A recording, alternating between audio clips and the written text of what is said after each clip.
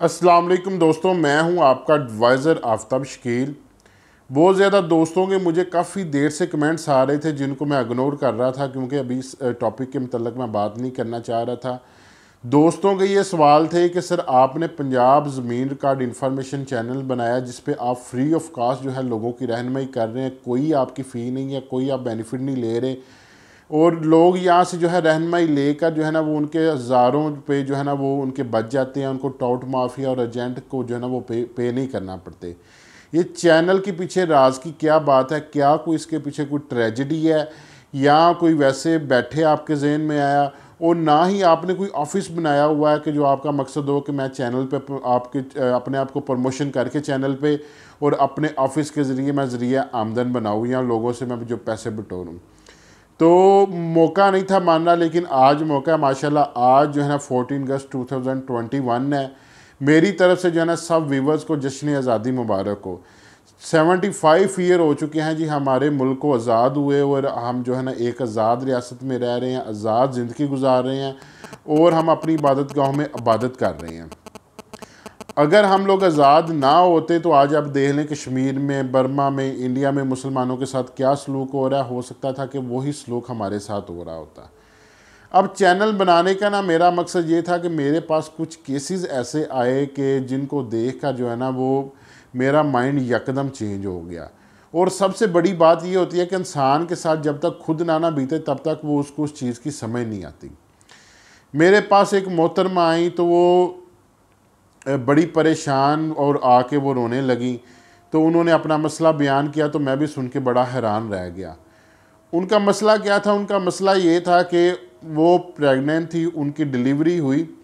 Delivery जैसे हुई तकरीबन कोई 4 या 5 घंटे उनका जो बेटा जो है ना वो बेटा हुआ, अल्लाह ताला ने बेटा दिया, वो ज़िंदा रहा। 4-5 घंटे बाद उस बेटे की डेथ हो गई। तो अल्लाह की करनी उनके साथ क्या हुआ दोबारा कि अगले ही दिन जो है ना उनके जो है ना वो शोहर फोत हो जाता है। अब उनके जो देवर जेठ हैं वो क्या करते हैं कि वो जाके यूनियन कौंसिल से, नादरा ऑफिस से जो है ना डेथ सर्टिफिकेट के उसके मियाँ के अंदर राज करवाते हैं और नादरा से जो है ना वो FRC बनवाते हैं जिसके ऊपर वो ये मेंशन नहीं करते कि इसका एक बेटा हुआ था जो 4-5 घंटे ज़िंदा रहा, वो फोत हो गया। तो अब अगर किसी बेवा की औलाद ना हो तो उस बेवा को 1/4 हिस्सा मिलता है मियाँ की विरासत में से, बाकी हिस्सा जो है मियाँ के भाइयों को चला जाता है, बहन भाइयों को चला जाता है। अब उसके देवर जेठ जो थे वो लालच में आ गए, उन्होंने कहा 1/4 इसको जाएगा, बाकी हिस्सा हमें मिल जाएगा, वो ज़मीन हम ले लेंगे। तो वो बेचारी बड़ी परेशान कि अब मैं क्या करूँ कि जो हिस्सा तो मेरे बेटे का बनता था, तो मेरे बेटे के बाद जो सूली तौर पर जगह जो है वो मेरे नाम पर होनी थी, तो इन्होंने मुझे 1/4 दिया। तो उसके लिए फिर मैंने उनकी रहनुमाई की। मैंने उनको बताया कि आप ऐसा करें जो है ना वो आप AC साहब को दरख्वास्त दें और उसके ऊपर मेंशन करें या ADC को दरख्वास्त दें, वहाँ से जो है ना इसका आप डिग्री लेके आएँ और आपका अमल दरामद हो जाएगा। खैर उस बीबी का काम हो गया, वो हंसी खुशी चली गई।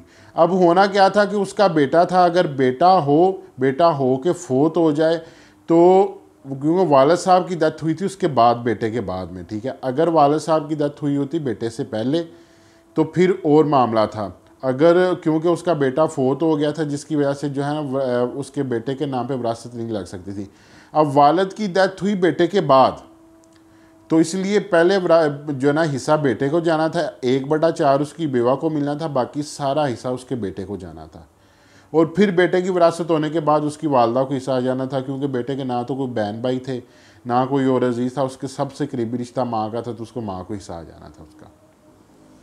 एक ट्रेजेडी तो ये हुई मेरे सामने। दूसरा क्या हुआ जी? दूसरा केस ये आया कि एक आदमी ने 2 शादियां की थी। अब उसकी जो पहली बीवी थी वो बड़ी शातिर चलाक थी। उसने क्या किया कि उसने डिपार्टमेंट वालों के साथ मिलके, पटवारी के साथ मिलके उसने और नादरा वालों के साथ मिलके उसने FRC जारी करवाया जिसमें उसने अकेली अपनी बेवा होने का और अपने बेटों बेटी को FRC सर्टिफिकेट बनाया। FRC सर्टिफिकेट बनवा के जायदाद सारी उसने अपने नाम पे और अपने बच्चों के नाम पे लगवा ली। अब वो जो दूसरी बेबी थी बेसहारा थी, कोई ज़रिया आमदन नहीं था, वो बेचारी परेशान हो रही थी, चक्रों में पड़ी हुई थी। वो फिर मेरे पास आई तो फिर मैंने उसकी रहनुमाई की। मैंने उनको कहा जी आप ADLR साहब को एप्लीकेशन दें, तो ADLR साहब इस इंतकाल को मनसूख करके दोबारा इंतकाल करेंगे, आपको भी हिस्सा मिल जाएगा। तीसरी अब ट्रेजिडी क्या हुई, तीसरा ये हुआ कि मेरे ही मोहल्ले के अंदर एक बंदा था, तो वो नहाय शरीफ, अब हम लोग जो है ना वो मुस्लिम है, हम लोग बड़ों को जो है ना वो तरजीह देते हैं। उन्होंने क्या किया हुआ था कि अपने छोटे भाई को आगे लगाया हुआ था कि सारे मामला जो है ना वो वही देख रहा था। अब जब वालिद साहब की डेथ हुई तो वालिद साहब ने डेथ होने से पहले एक वसीयतनामा किया था। वसीयतनामा में उसने लिखा था कि जो छोटा बेटा है उसको मैंने जो है ना वो सारा हिस्सा दे दिया, मैंने उसको पैसे दे दिए हैं, मेरी फौत होने के बाद जो मेरी विरासत है मेरी 2 बेटियों और 2 बेटों में होगी, छोटा बेटा इसमें हिस्सेदार नहीं है। अब छोटे बेटे ने क्या किया जी, छोटे बेटे ने जाके उसकी विरासत भी करवा ली, उसके नाम पर भी जगह लग गई, और उसने जो है ना बड़े भाई को बोला जो इंतहाई शरीफ, उसको बोला कि जो जगह मेरे नाम पे लगी है आप ऐसा करो, पहले अपनी जगह सारी मेरे नाम पे लगवाओ, तो जब आपकी जगह मेरे नाम पे लग जाएगी तो वो सारी इकट्ठी हो जाएगी, फिर मैं इकट्ठी करवा के आपके नाम पे करवा दूंगा। अब वो बंदा उसकी बातों में आ गया, और बातों में आने के बाद उस बंदे ने अपनी जगह उस पर नाम पे लगवा दी। तो बाद में छोटा भाई जो है ना वो मुकर गया, वो कह रहा है मैंने तो आपसे जगह खरीदी हुई है, चाहे आप तहसीलदार के सामने पूछ ले, तहसीलदार ने भी उससे बयान लिए, उसने बयान दिए बिल्कुल जी मैंने इसको जगह सेल की हुई है। तो उसके साथ एक ये बड़ा फ्रॉड हो गया। अब हमारे जो है ना अगर किसी की जगह पर कब्ज़ा हो जाता है तो वो दूसरी पार्टी की कोशिश होती है कि जो हकीकी मालिक होता है कि मैं किसी कब्ज़ा ग्रुप के साथ जो है ना रब्ता करके मैं इसे कब्ज़ा छुड़वा लूँ, ताकि जो मेरी ज़मीन जो है ना वो मेरे पैसे ज़ाया ना हो। अब कब्ज़ा ग्रुप वाले किस तरह से फ्रॉड करते हैं, वो इस तरह से फ्रॉड करते हैं कि वो क्या करते हैं कि वो उसको बोलते हैं कि आप ऐसा करें कि जो रकबा आपके नाम पे आप उसका मख्तार आम हमारे नाम पे करवाएं, जब हमारे नाम पे हो जाएगा तो फिर हम उस बंदे को जाकर डराएंगे धमकाएंगे कि आप यहाँ से निकलो, ये हम जगह हमने ख़रीद लिया। अब जिस बंदे की जगह थी उसने क्या किया कि उसने रकबा जो है उसके नाम पे करवाया, मख्तार आम जो है ना कब्ज़ा माफिया वालों के नाम पे करवा दिया। कब्ज़ा माफिया वालों ने क्या किया कि जब मख्तार आम हो गया तो उसने उसको बोला चल अब भाग जा तू, हम जाने वो जाने, आपने तो जगह हमारे पास सेल कर दिया, कानूनी तौर पर इस जगह के मालिक हम हैं, आपने बयान भी दे दिया। तो वो बंदा जो अपनी जगह खाली करवा रहा था वो उसके नाम पर जो डॉक्यूमेंट थे वो भी गए और जगह भी उसकी गई, उसके साथ इस तरह से। तो इन चीज़ों को देखते हुए ना मैंने सोचा कि अल्लाह ताला ने अगर मुझे इस चीज़ का इल्म दिया हुआ है, मेरे पास जो है ना इसका नॉलेज है, तो मुझे क्या करना चाहिए कि मुझे लोगों की मदद करनी चाहिए ताकि किसी के साथ ट्रेजिडी ना हो सके। इसी तरह से मेरे साथ ज़ाती तौर पर खुद ट्रेजिडी हुई जिसकी वजह से मुझे ज़्यादा धचका लगा। मेरे साथ क्या ट्रेजिडी होती है कि मेरे जो ताया अबू थे उनके पास जो है ना औलाद नहीं थी। उन्होंने क्या किया कि उन्होंने अपने छोटे बेटे से मुझे जो है ना वो ले लिया, लेके उन्होंने पाला, तो उन्होंने मेरी परवरिश की, सब कुछ किया, ठीक है। तो मैं भी जहाँ तक हो सका था मैंने भी उनकी खिदमत की। तो उनका जब बीमार हो गया उनका इलाज वगैरह करवाया, एटलीस्ट उनको उनको बीमारी इस तरह की लगी कि वो अल्लाह को प्यारे हो गए। बीमारी से पहले उन्होंने मुझे कहा कि आप ऐसा करो कि जो मेरी जायदाद है ना वो अपने नाम पे करवा लो।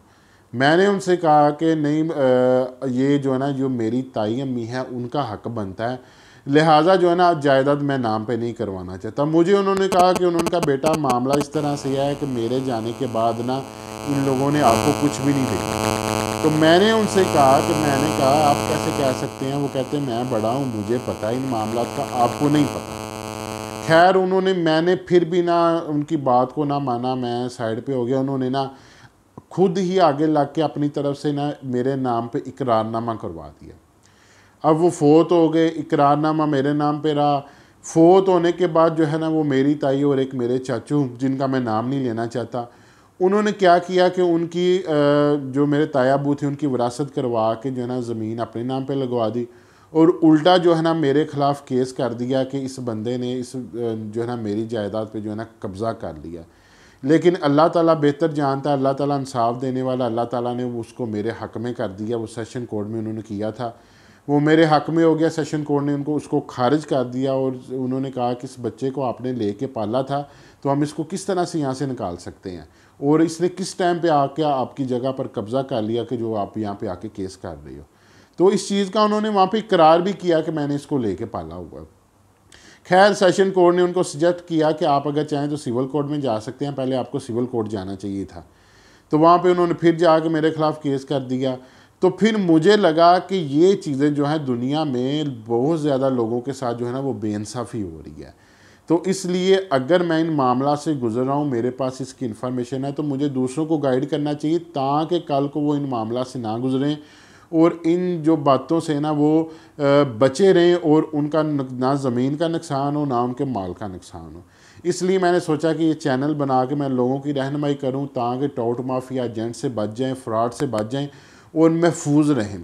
तो इसलिए इस मैंने चैनल की इब्तिदा की। अल्हम्दुलिल्लाह 14 अगस्त के साथ साथ मेरे चैनल को जो है वो तकरीबन 1 साल हो चुका है।